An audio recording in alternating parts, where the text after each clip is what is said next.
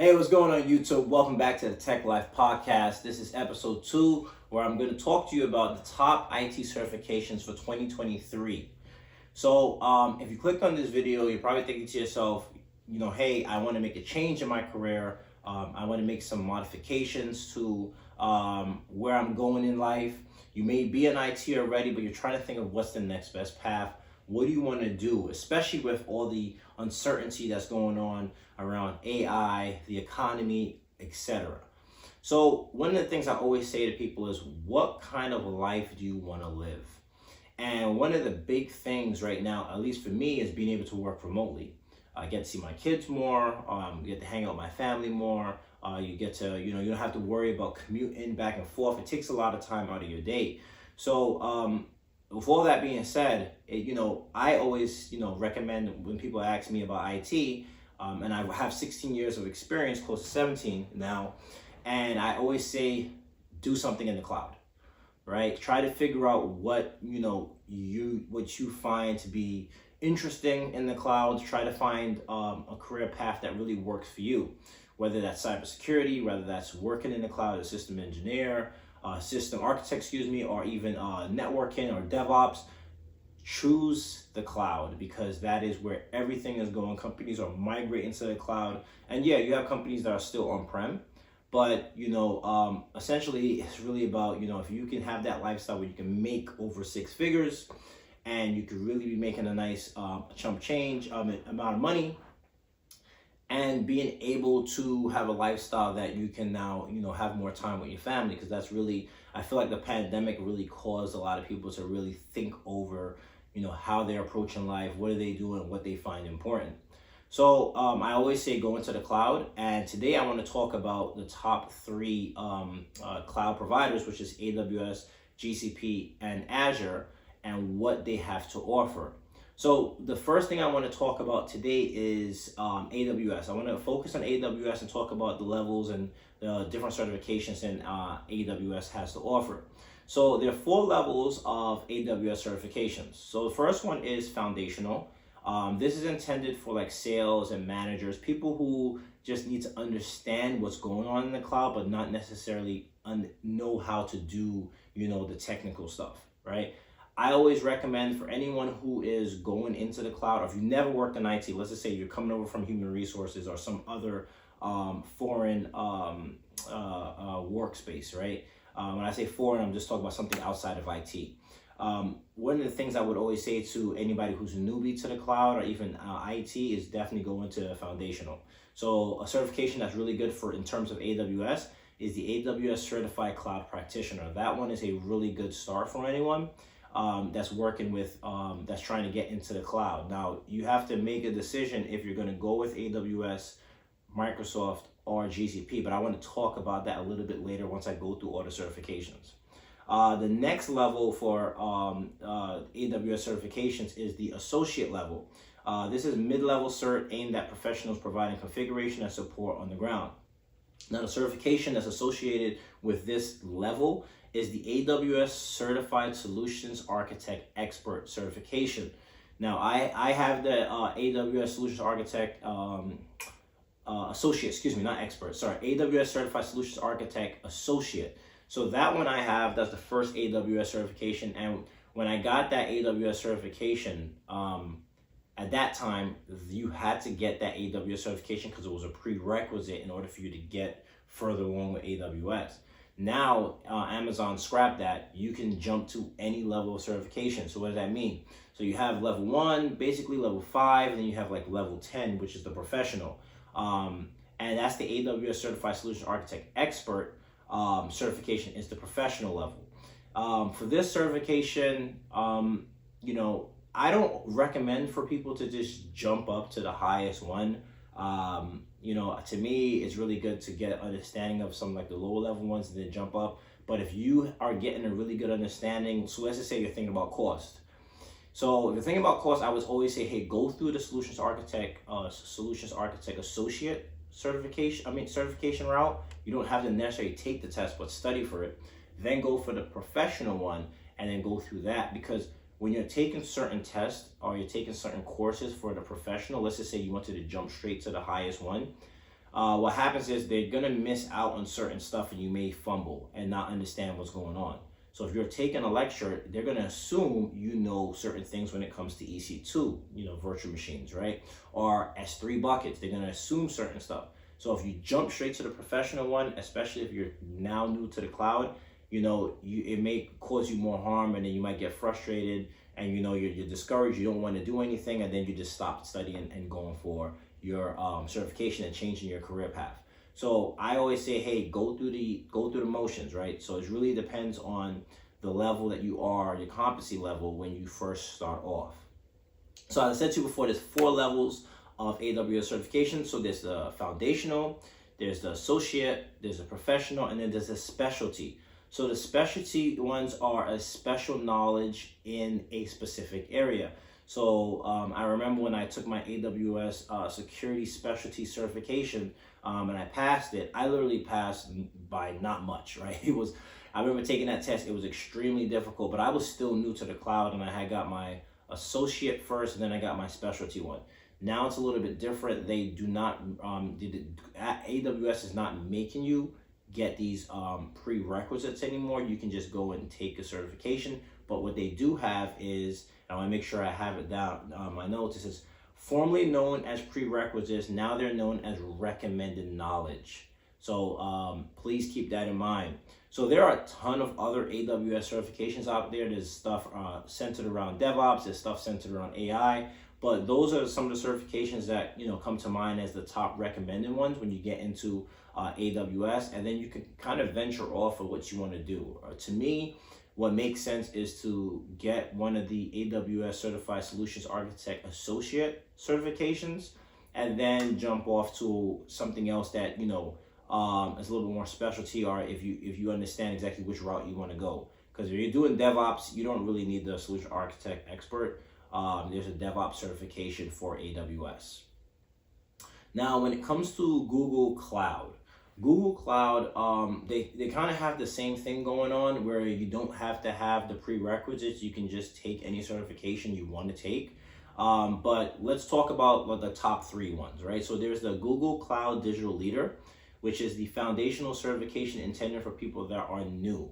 So similar to what I was mentioning to you before for AWS, which is the AWS Cloud Practioner, they're basically on the same level, right? And you're going to notice when you start looking at all the certifications that AWS, Microsoft, and GCP, they all do the same thing in terms of, hey, the foundational level, then they have the associate level, then they have the professional level, and then they have a bunch of different specialties as well that you can study for your certification. So the Google Cloud Digital Leader would be that foundational level for anybody who's a newbie in the Google Cloud or in the cloud space. And then they have the Google Associate Cloud Engineer. So I got that certification about 2 months ago. It took me about a month to study for it. For me, it may take somebody else who's new to it a little bit longer just to be able to digest that information. But I've been in the cloud for a couple of years now. And if you notice, once you get into the cloud and you study one and you study the other, you'll notice they all pretty much do the same thing, but they just have different names. So S3 buckets is, what AWS has for storage, and then storage accounts are for are for Azure, and so on and so forth. EC2s, virtual machines for AWS, for Microsoft, they call it just virtual desktops or Azure Virtual Desktops. They're always changing names. But I don't want to get too technical on this. I want to really focus more on the IT certifications that you should be taking or looking to take. So then the last one for Google is the Google Professional Cloud Architect. That is the upper echelon. That's the top certification for the GCP when it comes to showing your proficiency level. As if you remember, AWS was AWS Certified Solutions Architect Expert. Google is Google Professional Cloud Architect. So those, if you're thinking of it from a hierarchy standpoint, those are pretty much the same within their domain. So the last one is Azure. So Azure, I know the best out of all 3. So you have the Azure Fundamentals, which is for newbies. Then you have the Azure Administrator. This is for anyone who says, okay, I'm going to understand what's going on in Azure. I know how to build certain things in the environment. I know how to do manage identities and so on and so forth. And then you have the Azure Professional. So unlike GCP, right, and unlike AWS, when it comes to Microsoft, they do make sure you have those prerequisites. As I mentioned earlier, AWS went away from the whole prerequisites and they said that they have recommended knowledge. For Azure, you need to have a certification beforehand. So for Azure, you have to have, if you're going to go for the Azure Solutions Architect Expert certification, you have to have the Azure Administrator certification. You cannot take that test without having that other certification, and it needs to be valid. So if your certification is expired, you will not be able to take that test. So you have to have the certification and it needs to be valid. So those are the top three, and they're all pretty much equivalent in their domains, right? All of those certifications, which I mentioned, which was the 9 certifications, they're all equivalent. Now, what I want to say is, which one should you take, right? I just explained the certifications, but which one should you take? So it really depends. Anyone who has never been in IT, I would always say go through the foundations first. Understand what's going on and take those certifications. If you have a couple of years in IT, and let's say you're a desktop support or a system administrator, you just never did anything in the cloud, I would say go straight for the associate level certifications. You don't need the fundamentals, because trust me, you're probably going to get bored.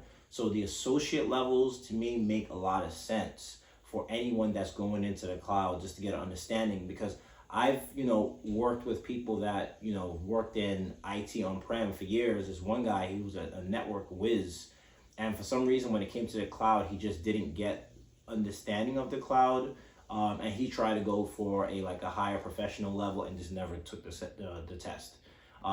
So last time I spoke to him, he has never taken the test, and that was probably a couple months back. But either that's, I'm digressing, that's beside the point.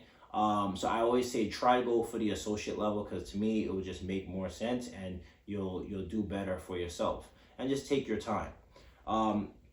Another thing I want to kind of just talk about is, which one should you take? You're probably thinking to yourself, okay, this is great information. You talked a little bit about certifications, but which one should I take? Honestly, that is entirely up to you. What I would say to you is get an understanding of which one you like. So, you can get the free access to either 3 of them, right? So you can do, Microsoft gives you $200 credit. I believe Google gives you a credit as well, $150 or $200, I may be wrong. And then AWS, you can start it off for free as well, and they give you credits. And then look at the GUI, right? When I say GUI, I'm talking about the graphical user interface, how it looks, and see if you like it. One thing that might help you out in making that decision is which one offers the most jobs. So AWS and Azure are the biggest ones out of all 3 of them, right? And then GCP is following. But if you go on LinkedIn, right, or you go on jobs.com or Glassdoor, I would just say, hey, type in the search word Azure and type in AWS and type in GCP and see how many jobs come into play. The way I like to look at it when it comes to Azure and AWS, it's a big amount of water. So it's like a huge, ocean, right? Where there's tons of people inside that ocean though, right? That's the huge ocean is symbolizes the jobs that are out there, but then you have a ton of people already there swimming. Now, GCP is a smaller body of water, but you have less people in there, right? Google is pushing to kind of get more footprint in the market right now. They offering a bunch of different services. They're even going out to companies and saying, hey, we'll pay your staff to get certified, and they're having a lot of incentives. So Google may, jump up in the market. I don't know, but what I would say to you is, there are more AWS jobs out there, more Azure jobs out there, but then you also have a lot more competition as well. So you want to do things that will set you apart from other people. Once you get to a point of saying, okay, this is the route I'm going to take. Now, how do you set yourself apart from the rest of the crowd? So you could do things like, do blogs. You could do posts on LinkedIn. You can create a YouTube channel like what I have right here. It definitely helps to make your resume stand out a little bit more, because it shows that you are serious about the profession and that you are very much involved in what's going on. Another thing you can do is go on Twitter. Twitter is really great when it comes to understanding what's going on out there in the market, and get an understanding of technology, and finding those individuals who are very invested, right? So Microsoft has MVPs. So those people are the ones who are very in the know-how of what's going on in Microsoft.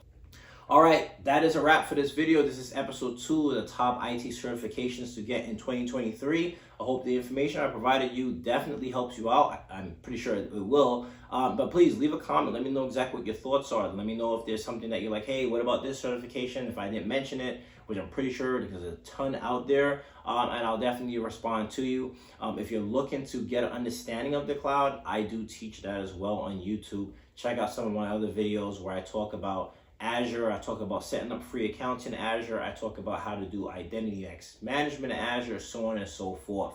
So I hope this information helps you out.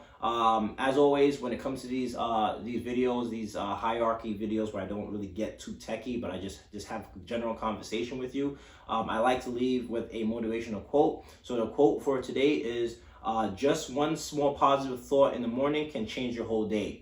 So we're living in some times where things are extremely negative and negativity is so common. Try to be a little bit more positive and help somebody out. I hope I did that for you. Thank you, and see you next time.